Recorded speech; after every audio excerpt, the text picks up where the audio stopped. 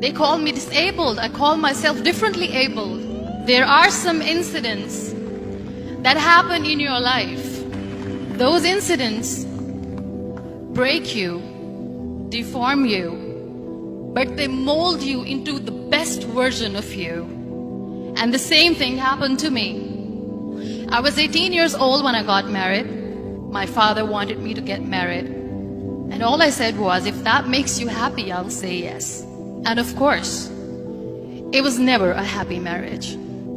Just about after 2 years of getting married, I met a car accident. Somehow my husband fell asleep and the car fell in the ditch.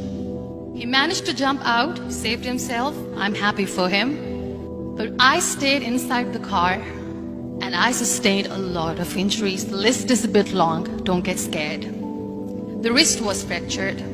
Shoulder bone and collarbone were fractured. My whole rib cage got fractured.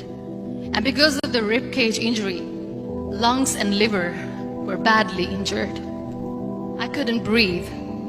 I lost urinary bowel control. That's why I have to wear the bag wherever I go. 3 vertebrae of my backbone were completely crushed. And I got paralyzed for the rest of my life. I finally ended up in a hospital where I stayed for 2.5 months. I underwent multiple surgeries.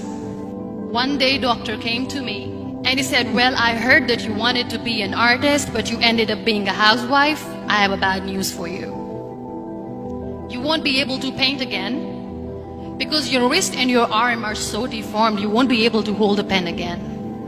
Next day, doctor came to me and said, your spine injury is so bad, you won't be able to walk again. Because of your spine injury and the fixation that you have in your back, you won't be able to give birth to a child again.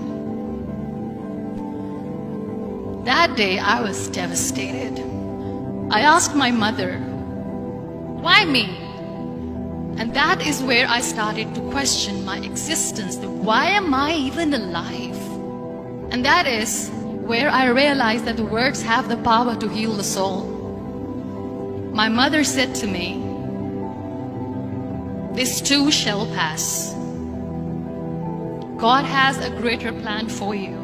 I don't know what it is, but He surely has. And in all that distress and grief, somehow or the other, those words were so magical that they kept me going. One day I asked my brothers, I know I have a deformed hand, but I'm tired of looking at these white walls in the hospital and wearing these white scrubs. I'm getting tired of this. I want to add more colors to my life. I want to do something. Bring me some colors, bring me some small canvas. I want to paint. So the very first painting I made was on my deathbed, where I painted for the very first time. It was not just an art piece or just my passion. It was my therapy. And then I was discharged and I went back home. And I went back home and I realized that I have developed a lot of pressure ulcers on my back and on my hip bone. I was unable to sit. There were a lot of infections in my body, a lot of allergies. So doctors wanted me to lie down on the bed straight for not 6 months, for not 1 year, for 2 years. I was bedridden, confined in that one room, looking outside the window, listening to the birds chirping, and thinking maybe there will be a time when we'll be going out with the family and enjoying the nature. That was the time where I realized how lucky people are.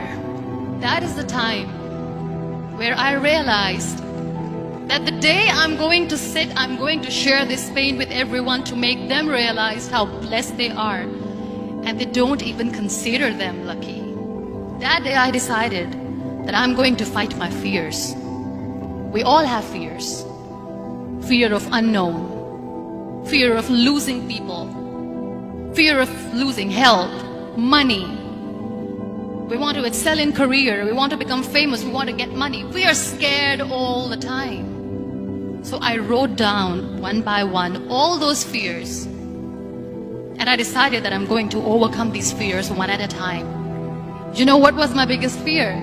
Divorce.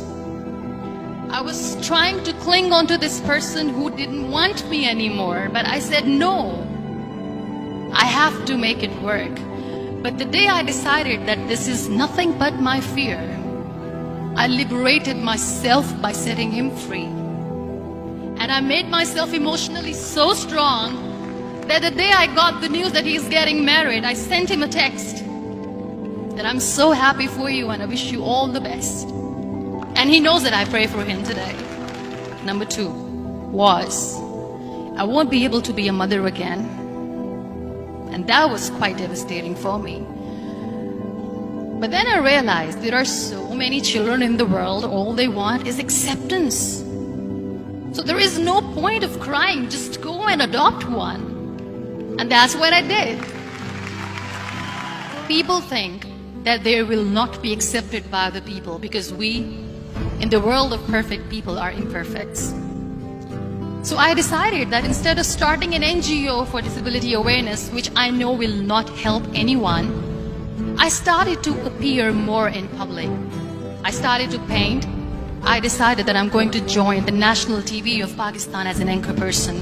And I've been doing a lot of shows for the last 3 years. I became the National Goodwill Ambassador for UN Women Pakistan, and now I speak for the rights of women, children. We talk about inclusion, diversity, gender equality, which is a must. Every time I go in public, I always smile. It's always a big toothy smile on my face, and people ask me, don't you get tired of smiling all the time? What's the secret? I always say one thing, that I have stopped worrying about the things that I have lost, the people that I have lost. Things and people who were meant to be with me are with me. And sometimes somebody's absence makes you a better person. Cherish their absence. It's always a blessing in disguise. Live your life fully. Accept yourself the way you are. Be kind to yourself. Be kind to yourself. I'll repeat, be kind to yourself, and only then you can be kind to others. Love yourself and spread that love. Life will be hard. There will be turmoils. There will be trials, but that will only make you stronger.